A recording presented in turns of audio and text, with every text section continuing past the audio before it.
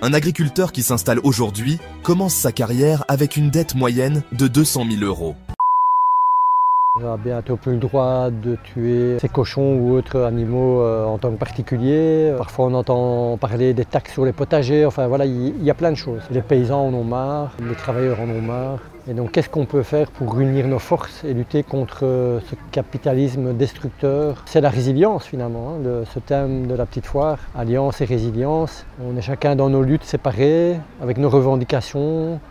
On défend chacun son territoire quelque part. Alors que notre territoire, il est commun, c'est la Terre, c'est la planète.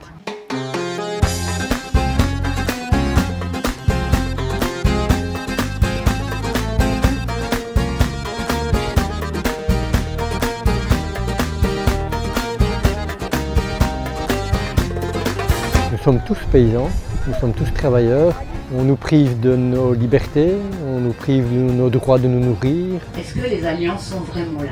On est tous dans nos petites bulles de bonheur, chacun dans son syndicat ou dans sa coopérative. Le seul choix, c'est de s'unir pour vraiment mieux désobéir, parce qu'on n'a plus beaucoup d'autres choix. Le monde ouvrier et paysan sont vraiment restés dans des vases séparés. Alors que historiquement, le monde paysan et ouvrier étaient totalement liés au moment des grandes grèves du 19e siècle. Sans le monde paysan, les ouvriers dans les usines qui vivaient comme des esclaves n'auraient pas pu défendre leurs droits parce qu'ils étaient alimentés en alimentation par les paysans, ce qui a permis de tenir les grandes grèves.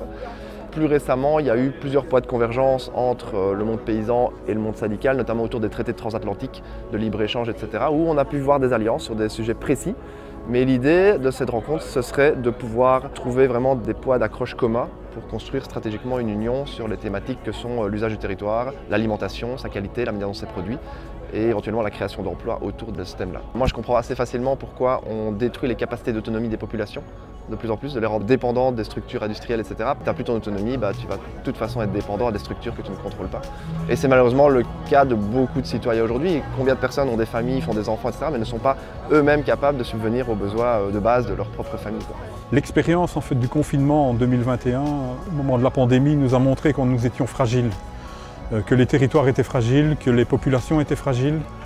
Et par rapport aux besoins de base des différentes populations, il y a des choses à faire pour rendre les territoires, alors le grand terme à la mode, c'est plus résilient, plus robuste, quoi. Et donc ces territoires avec les gens qui y habitent puissent résister aux fluctuations par rapport auxquelles on va être confronté, c'est sûr, dans les prochaines années, que ce soit des fluctuations qui soient liées au climat, aux crises sociales, simplement à la limite d'un système économique, quoi, qui arrive au bout et on continue à maintenir à bout de bras, mais qui manifestement ne répondra pas aux besoins de demain.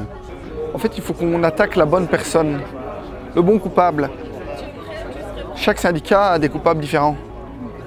Et il n'y a qu'un seul coupable commun, c'est le modèle économique dans lequel on est tous, qui a amené des gens à réussir et des gens à perdre. Et si on ne revoit pas le monde agricole dans son ensemble et le modèle économique, on n'avancera pas. Et donc on ne doit pas avancer pour le politique, on doit avancer avec le politique contre la puissance extérieure de capitaux. Les ennemis communs, c'est le système dans lequel on est. C'est sans doute la manière dont on a organisé l'indépendance alimentaire au lendemain de la guerre, avec la politique agricole commune qui aujourd'hui dispense des moyens qui, pour être extrêmement caricatural, servent essentiellement à financer les banques, à travers le monde paysan, qui s'endette dans un modèle qu'il ne choisit plus, qui est un modèle industriel qui lui a été imposé et qui arrive à ses limites, quoi. À la fois sur la question environnementale et l'exploitation des sols, qui est la matière première et le premier outil du monde paysan. On voit bien ce que ça a donné la mécanisation, l'industrialisation, la chimie. Il faut sortir de ce système-là pour aller vers quelque chose d'autre. Alors je n'ai pas de solution toute faite, mais je sais en tout cas que ce système n'a pas d'avenir. Ce qui me parle à moi en termes d'objectifs, c'est que sur l'ensemble du système agricole, on ait une vision d'amélioration par rapport à la biodiversité, par rapport à la santé, par rapport à l'eau, par rapport à tous les enjeux de la société civile. Je pense que même avec la foi, une unité est possible sur ce sujet-là si on fixe un objectif qui est crédible et qui est plausible et avec un agenda qui est plausible. Et le seul problème, c'est que cet agenda n'existe pas à l'heure actuelle et on ne veut pas en débattre. Tous les agriculteurs n'ont pas pris le pas soit de la transition, soit de l'évolution technologique en même temps. Et donc en fait, il existe tout type de fermes.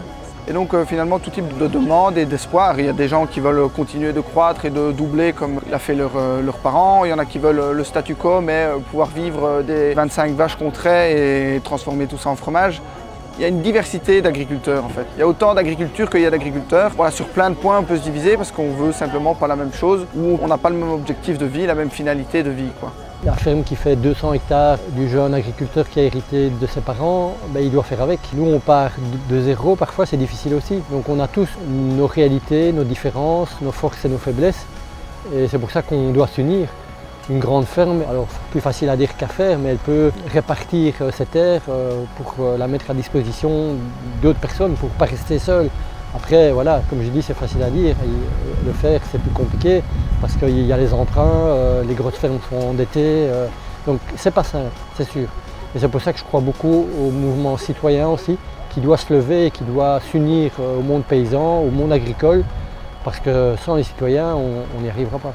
La masse critique viendra quand on s'organisera. Et pour s'organiser, il faut le décider. Ce n'est pas quelque chose qui va nous tomber dessus, ce n'est pas en râlant qu'on va arriver à s'organiser, c'est en s'asseyant autour d'une table et en travaillant à s'organiser. Et c'est la même chose dans le dialogue politique. On arrivera à renverser les choses quand on s'organisera, à maîtriser des arguments forts en commun et à les marteler en front commun, quoi.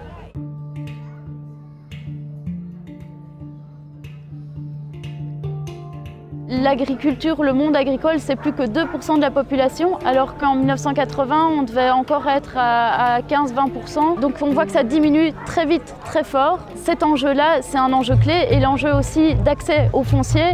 Le prix des terres augmente de 6 à 7% chaque année. Donc en 10 ans, ça a vraiment fort évolué et ces deux enjeux-là, du renouvellement des générations et de l'accès à la terre, ils arrivent à un point où ça va imploser, quoi. Je crois effectivement qu'en fait, un de nos problèmes, c'est bien l'obéissance. L'obéissance à un système, l'obéissance à des hiérarchies, l'obéissance à des choses qu'on ne réfléchit plus. L'autonomie, c'est ça, c'est se réapproprier les questions pour amener d'autres réponses. On a une chance dingue de pouvoir agir encore en Europe et en Belgique. Ce serait vraiment dommage de s'en priver. Le truc, c'est qu'on doit apprendre à réellement travailler ensemble de manière efficace. Le travail collaboratif, on vient de l'inventer. Alors tu vas me dire, ça fait 20 ans, 30 ans que ça existe, sauf qu'au quotidien, il y a encore des tas de choses à améliorer.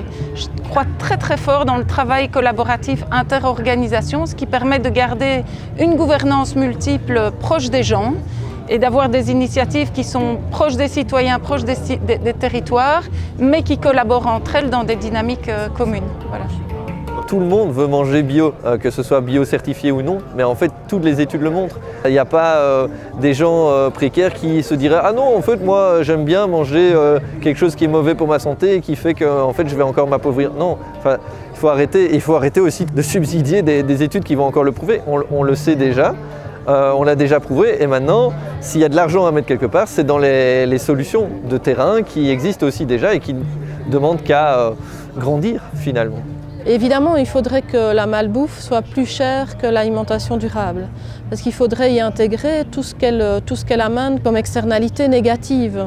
Elle va bousiller notre santé, elle bousille l'environnement, elle bousille notre tissu social et notre tissu agricole, et elle va bousiller nos paysages à terme, elle bousille beaucoup de choses, cette malbouffe. Tout ça n'est pas intégré dans son prix. Or, pour bien faire, il faudrait que ce le soit. Après, on est dans un environnement publicitaire au niveau de la malbouffe qui nous submerge, qui submerge les jeunes particulièrement. C'est pas que les publicités à la télé, c'est quand ils sont sur les réseaux sociaux, c'est à la radio, c'est tout le temps. En fait, on est submergé par cette publicité. On ne sait pas contrecarrer ça avec les moyens qu'on a. Même si on voulait faire plein de publicités pour l'alimentation durable, on n'aura jamais autant de moyens que la grosse industrie agroalimentaire. Et donc, s'il y a un moment, il n'y a pas une intervention politique, une intervention publique, on ne joue pas à armes égales, quoi. Donc à un moment, il faut nous aider, il faut nous aider, il n'y a rien à faire. Ensemble, on peut y arriver. Ensemble, on est vraiment porteurs et porteuses de solutions et que justement, il ne faut pas rester tout seul. On l'a prouvé, en fait, nos mouvements l'ont prouvé, c'est qu'on sait changer les choses, même si ça peut paraître trop peu. Chaque jour, on le change. Chaque jour que des gens qui sont en Gazap reçoivent un panier et payent décemment leurs producteurs ou leurs productrices, on change déjà le monde comme ça. Il faut vraiment juste être encore plus nombreux et répandre ça. On n'est pas toujours présent partout, on fait face à une pub massive, mais même le bouche à oreille, une personne en plus, c'est déjà ça. Et en fait, c'est comme ça qu'on y arrivera. Et il y a des enjeux culturels aussi derrière. On présente notre terroir. C'est la culture, c'est aussi toute l'histoire qu'il y a derrière. C'est des enjeux presque aussi spirituels parfois. Tant qu'il y a de la lutte, il y a de l'espoir. Tant qu'il y a de la vie, il y a du combat. Tant qu'on se bat, c'est qu'on est debout. Tant qu'on est debout, on lâchera pas. La rage de vaincre coule dans nos veines. Maintenant tu sais pourquoi on se bat. Notre idéal, bien plus qu'un rêve. Un autre monde, on n'a pas le choix. On lâche rien. Les possibilités qu'offre l'agriculture sont juste extraordinaires. Et j'espère qu'un jour on va le saisir, quoi. On a beaucoup de points communs.